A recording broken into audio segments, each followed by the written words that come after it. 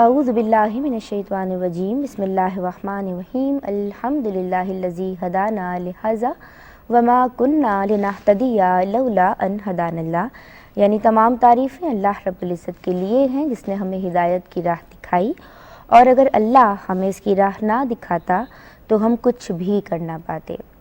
اللہم صلی علی سیدنا و مولانا محمد عدد ما فی علم اللہ صلاۃ دائمۃ بدوام ملک اللہ۔ السلام علیکم ورحمۃ اللہ وبرکاتہ۔ ناظرین کرام، آپ دیکھ رہے ہیں پروگرام کائنات اور میں ہوں سیدہ ندا نسیم۔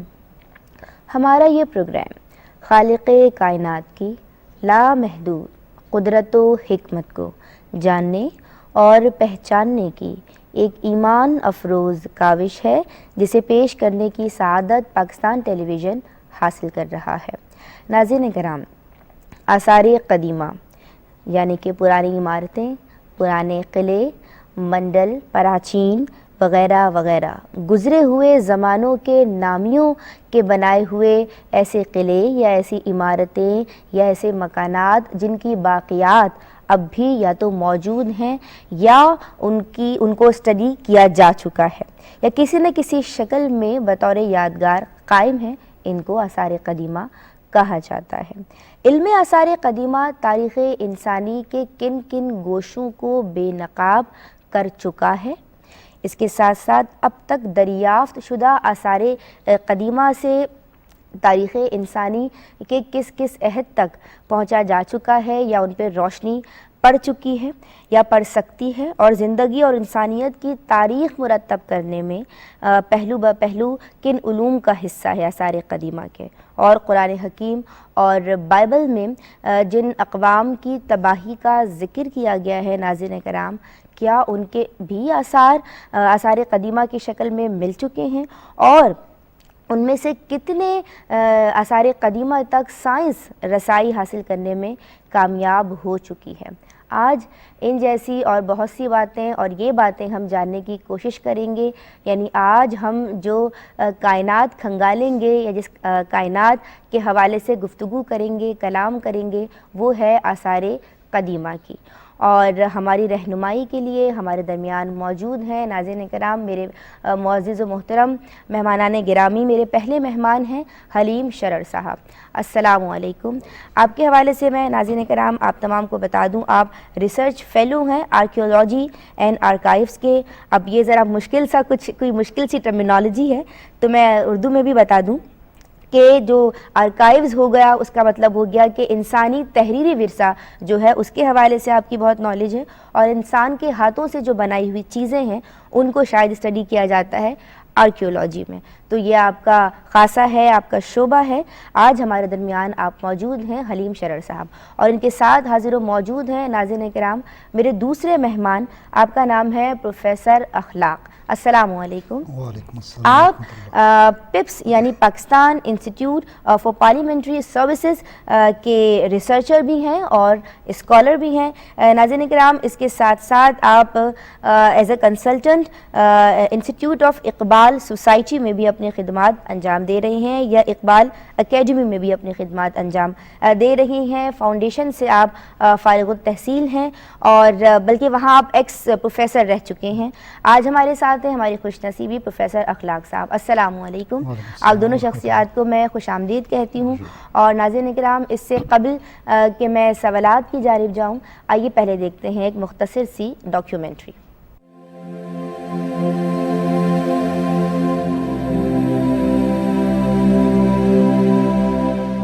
آثار قدیمہ سے مراد انسانوں کے بنائے ہوئے عظیم الشان تعمیراتی خد و خال کی باقیات ہیں جو کسی زمانے میں فن تعمیر کے اعلیٰ نمونے تھے، تاہم وقت گزرنے کے ساتھ ساتھ مختلف عوامل جن میں قدرتی آفات، جنگوں کی تباہ کاریاں، بڑھتی ہوئی آبادی اور دیگر عوامل کی وجہ سے مکمل یا جزوی طور پر تباہی کا شکار ہو گئے۔ آثار قدیمہ دنیا کے مختلف علاقوں میں موجود ہیں۔ چین، دریائے سندھ کی وادی، مصر، یونان، مایا تہذیب اور دنیا کے دیگر خطوں میں آثار قدیمہ ماضی کے ان عظیم تعمیراتی ڈھانچوں کی عظمت کا منہ بولتا ثبوت ہیں۔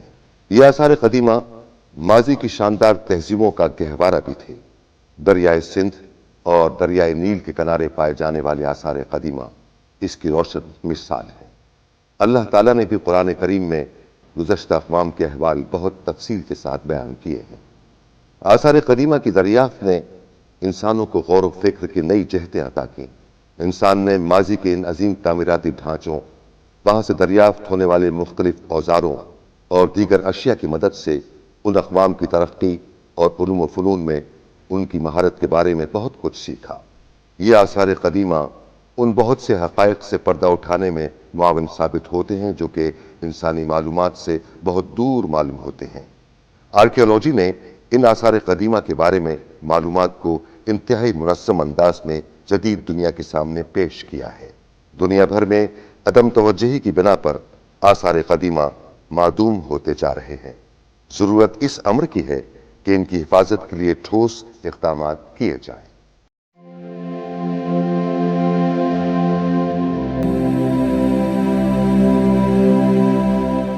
ناظرین کرام، ڈاکیومنٹری ہم سب نے ملاحظہ کی۔ آئیے چلتے ہیں سوالات کی سمت۔ حلیم شرر صاحب، پہلا سوال آپ سے میں کرنا چاہوں گی، یہ علم آثار قدیمہ تاریخ انسانی کے کن کن گوشوں کو بے نقاب کرتا ہے؟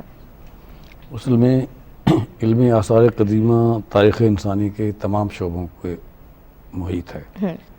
اس کے اندر اگر ہم جائزہ لیتے ہیں تو انسان کی جو پیدائش ہے، جب پہلا انسان پیدا ہوا تو ان سارے آثار قدیمہ کی وسعت وہاں تک جاتی ہے، اور جو پہلے انسان سے جو کہ ہے مطالعہ کرتا ہے اسے ہم انتھروپولوجی کہتے ہیں، جسے اردو میں ہم انسائیات یا علم نسلیات کہیں۔ تو سمجھیے کہ آرکیولوجی انتھروپولوجی کے بعد دوسری بڑی شاخ ہے جو انسان کو تمام تفصیلات فراہم کرتی ہے۔ بہت خوب حلیم شرر صاحب۔ پروفیسر اخلاق صاحب، آپ سے یہ سوال میں کرنا چاہوں گی کہ قرآن حکیم نے جا بجا سابقہ اقوام کے احوال و آثار میں غور و فکر کرنے کی دعوت دی ہے ہم سب کو، کیا حکمت ہے؟ رب ادخلنی مدخل صدق واخرجنی مخرج صدق واجعل لی من لدنک سلطانا نصیرا۔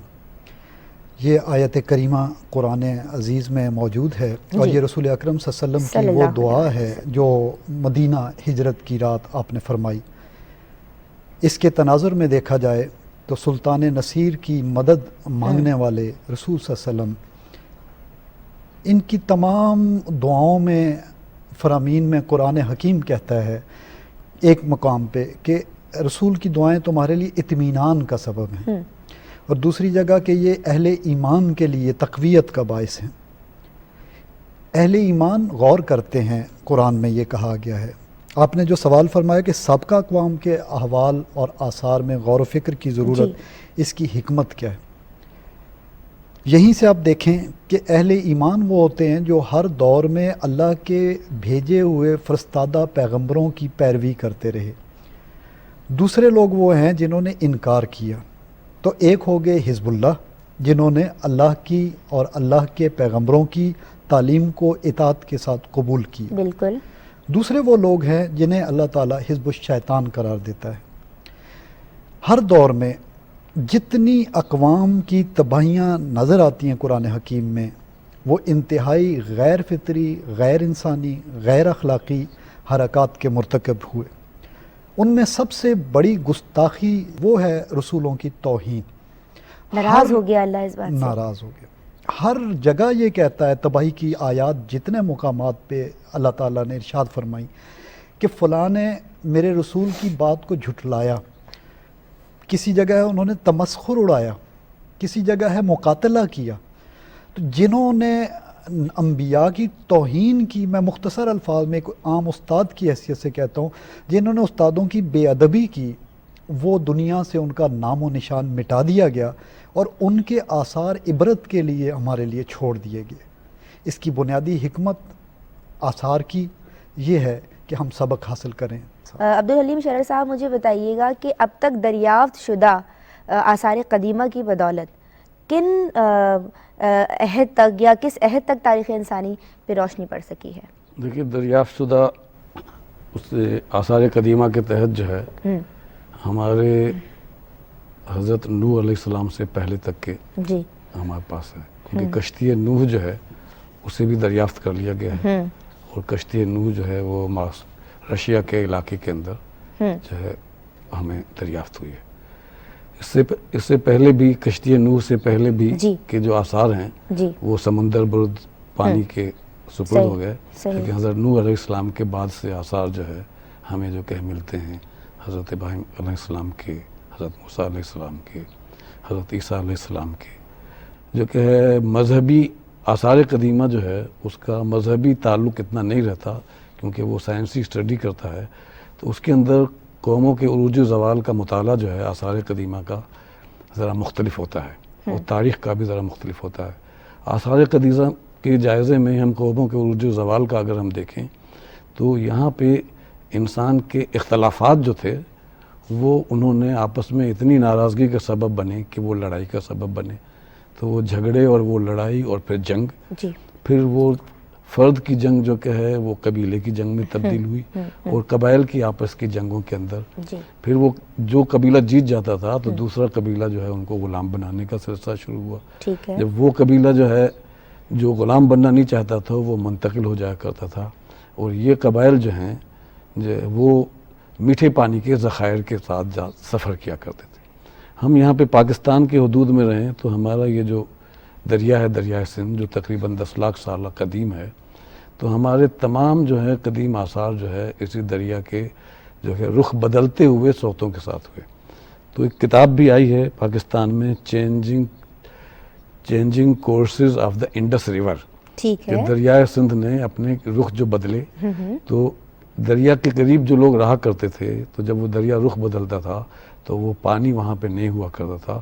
اس کے اندر ہم ہڑپا اور موہنجو دارو اور کہ ہم جو ہے اہم مثال دے سکتے ہیں کہ موہنجو دارو سے دریا کا رخ بدل گیا، تو وہ آبادی جو ہے وہ پورے کا پورا شہر اسی طرح باقی رہا، وہ نئی جگہ پہ منتقل ہو گئے.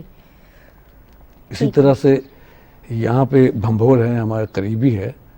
تو بھنبھور سے پہلے ایک تو مسلم پیریڈ کا بھنبھور ہے جو ہمارے محمد بن قاسم کے آنے کے بعد کا، لیکن محمد بن قاسم کے آنے سے پہلے یہاں پہ شہر موجود تھا جس کے اوپر جو کہ ہے یہاں پہ حملہ ہوا.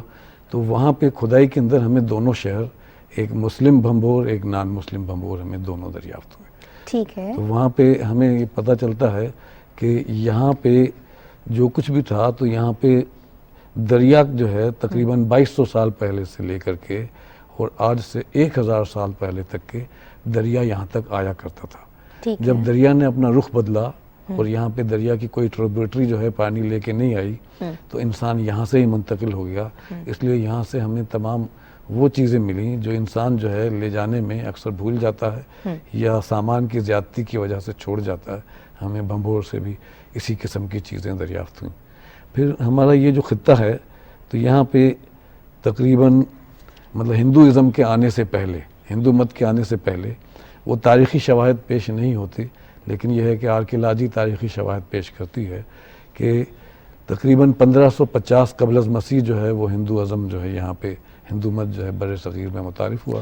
اور اس سے پہلے لے کے 1550 سے لے کر کے تقریباً 4500 سال سے 5000 سال تک، مطلب آج سے 2500 سال سے 3000 سال قبل از مسیح تک کے ایک دور تھا جس کے اندر جو کہ ہے ہم کہیں کہ یہ انڈس پیریڈ یا موہنجو دارو پیریڈ یا ہڑپن پیریڈ ہم اسے کہہ سکتے ہیں. کہ یہاں سے ہمارے بالکل کراچی سے کل 28 میل کے فاصلے پہ جہاں ہم اس وقت بیٹھے ہیں، یہاں پہ بالا کو، جسے بعض لوگ غلطی سے بالا کوٹ کہتے ہیں، بالا کوٹ فرنٹیئر میں ہے، یہاں پہ بالا کو ہے. تو یہاں پہ کھدائیوں میں جو ہم نے یونیورسٹی آف سدرن کیلیفورنیا کے توسط سے ان کی مدد سے ہم نے کی، اور پروفیسر جارج آف ڈیلز جو کہ وہ ساتھ تھے. تو یہاں پہ کھدائی میں ہمیں موہنجو دارو کا پورا وہی پیریڈ نکلا. اچھا. وہی نقش و نگار، اسی قسم کے پیالے، اسی قسم کے ظروف اور اسی قسم کے جو کہ سیلز جو کہ ہمیں یہاں پہ دریافت ہوئی. پھر یہاں سے ہم جب گئے موہنجو دارو تو وہاں پہ بھی جو کہ ایک مخصوص قسم کے نقش و نگار، مخصوص قسم کے بت اور مختصر قسم کے انسان ہاتھ کی تعمیر شدہ چیزیں دریافت ہوئیں. وہاں سے جب ہم ہڑپا جاتے ہیں تو وہاں پہ کچھ وہ چیزیں وہاں کی تباہ ہوئیں ریلوے لائن کے بننے میں، لیکن جو چیزیں بچ گئیں تو وہاں پہ بھی وہی سیم رہتے ہیں. اور ہم جب فرنٹیئر میں جاتے ہیں تو رحمان ڈھیری میں بھی ہمیں یہی چیز نظر آتی ہے. اور ہم جو ہے انڈیا کے گجرات میں جاتے ہیں تو وہاں پہ ایک کالی بنگن کا علاقہ ہے جہاں کی کھدائی کے اندر ہمیں بالکل یہی چیزیں نظر آئیں. اور راجستھان میں 2-3 جگہوں سے ہمیں جو تحریریں اس دور میں معروف تھیں جسے آج کل کے یونیسکو نے کہا کہ اسے انڈس اسکرپٹ کہا جائے، اس سے پہلے اسے ہڑپا کی زبان کہتے تھے، تو وہی الفاظ جو ہے اسی قسم کی تحریریں ہمیں ایک بڑی پلیٹ جو ہے اس میز جتنی پلیٹ جو ہے دریافت ہوئی جو ایک کھدائی کے درمیان جو ہے راجستھان سے. آج کے دور میں اگر دیکھا جائے تو یہ جو موجودہ پاکستان ہے، پورا پاکستان، کچھ حصہ ہندوستان کا جیسے راجستھان اور کا علاقہ، اور جو ہے ہمارا تھوڑا سا حصہ افغانستان کا اور کچھ حصہ ایران کا، یہ پورے کا پورا جو کہ کوئی ایک ہی سلطنت جو ہے ہمیں لگتی ہے. کیونکہ بلوچستان میں بھی جو ہم نے کھدائیاں کی ہیں، مہر گڑھ میں، سبڑی میں، پیراک میں، اور وہاں پہ ہم تقریباً 7000 قبل از مسیح کی ہمیں اشیاء ملی ہیں. اور دنیا میں سب سے پہلے جو ہے کاشت کرنے کی جو ہمیں ثبوت ملے وہ ہمیں مہر گڑھ سے دریافت ہوئی، اور وہاں سے وہ ہمیں اناج بھی جو کہ ہے وہ ملے وہاں سے مہر گڑھ سے، سبڑی سے اور پیراک سے. تو یہ پورا خطہ جو کہ ہے اس دور میں بھی ایک ایسا خطہ تھا جو سمجھے آج کی دور میں جو ہے آرکیالوجی اور آثار قدیمہ کے حوالے سے ہم اسے انڈس جو کہ لینڈ کہتے ہیں، انڈس لینڈ کہتے ہیں، جو پورا موجودہ پاکستان اور کچھ حدود جو ہے اس سے آگے تھے. ٹھیک ہے. تو ان علاقوں میں ہم نے یہ دیکھا کہ یہاں پہ جنگوں کے ذریعے سے تباہی نہیں آئی، کیونکہ اس پورے 1000 سال میں اور پھر جو کہ ہمارے گوتم بدھ کے دور میں ہم نے دیکھا کہ یہاں پہ کھدائی میں ہمیں کوئی ہتھیار نہیں ملے، کسی بھی قسم کی ایسی چیز، یہاں تک کہ جانور کے شکار کے بھی ہمیں ہتھیار نہیں ملے.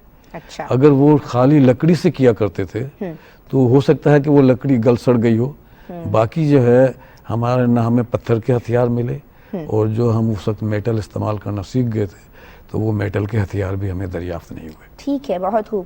پروفیسر اخلاق صاحب، قرآن حکیم نے جن احوال و آثار کی جانب خصوصی توجہ ہماری دلائی ہے، مسلمانوں نے اسی تناظر میں کیا خدمات انجام دی؟ مسلمانوں نے ریکنسٹرکشنل پوائنٹ آف ویو سے ریکنسٹرکٹ کیا نالج کو. آرکیٹیکچرل پوائنٹ آف ویو سے دیکھیں تو جتنے قدیم آثار ملتے ہیں ان سے نئی عمارات کو تشکیل دیا.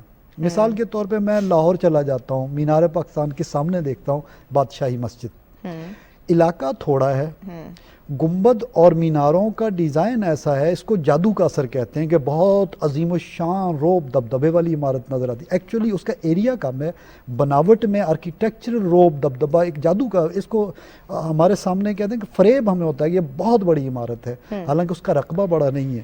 اسی طرح قدرتی حوادث پہ مسلمانوں نے جگہ جگہ نشانیاں جو ہیں ان کو دوبارہ نئے سرے سے جمع کیا. فار ایگزامپل سعودی عرب میں 1985 اور 1980 میں شاہ سعود یونیورسٹی ریاض انہوں نے کھدائیاں کروائیں اور لسٹیں شائع کی کہ کون کون سے قرآن میں بیان ہونے والی جو اقوام کا ذکر ہے عرب کے اور جنوبی عرب کے علاقے میں کھدائیوں سے وہ سارے آثار برآمد کیے انہوں نے. فائنل لسٹ انہوں نے چھاپی 1997 میں. اس کے ساتھ ایک لسٹ ماہر اثریات اس دور میں بہت بڑا نام ہے جناب ابو الحسن کا، جو کہ جارڈن میں جو ہے وہ یرموک یونیورسٹی میں پروفیسر ہیں، اور انہوں نے مور دین 82 تھیسز جو ہیں اور بکس دی ہیں. ٹھیک ہے. یہیں سے ہمیں اندازہ ہوتا ہے کہ کس قدر قرآنی تعلیمات کو پروموٹ کرنے کے لیے یعنی مسلمانوں نے بھی تلاش کی، خدمات انجام دی ہیں. ٹھیک ہے. میں بہت مشکور و ممنون ہوں پروفیسر ڈاکٹر عبدالحلیم شرر صاحب آپ کی، اور پروفیسر اخلاق صاحب آپ کی، کہ آپ دونوں شخصیات ہماری رہنمائی کے لیے آج یہاں موجود رہے. اسی کے ساتھ ناظرین کرام، ندا نسیم کو پروگرام کائنات کے آج کے ایپیسوڈ سے اجازت دیجیے. فی امان اللہ.